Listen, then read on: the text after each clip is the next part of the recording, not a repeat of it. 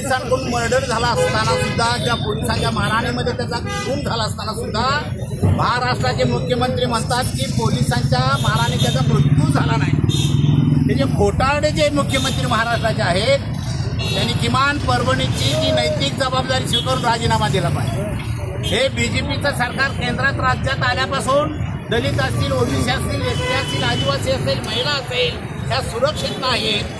सभागृहामध्ये डॉक्टर बाबासाहेबांच्या बद्दल जो अवमान करणारा जो अमित शहा आहे त्याला देव महत्वाचा वाटतो। आम्ही देव पाहिलेला नाही, आमचा देव डॉक्टर बाबासाहेब आंबेडकर आहे। बाबासाहेबांच्यामुळे आम्हाला बोलण्याचा, फिरण्याचा, मत मांडण्याचा, चांगलं अन्न खाण्याचा, चांगल्या घरात राहण्याचा अधिकार मिळाला।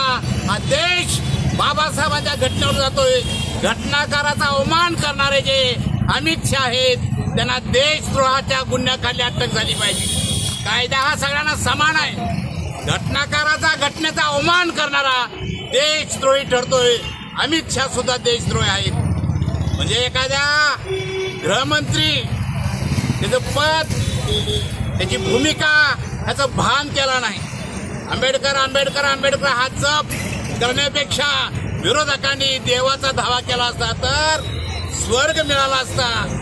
हे सभागृहामध्ये एक सदस्य गृहमंत्री बोलतोय लोकसभेचा ती थट्टा असून लोकसभा ह्यांच्यामुळे धोक्यात आलेली आहे। आणि म्हणून मी सांगतो अमित शहाला देशद्रोहाच्या खटल्यात अटक झाली पाहिजे आणि नैतिक जबाबदारी शिकून फडणवीसांनी राजीनामा दिला पाहिजे। हे डेमोक्रॅटिक पार्टी ऑफ इंडियाची आमची मागणी आहे।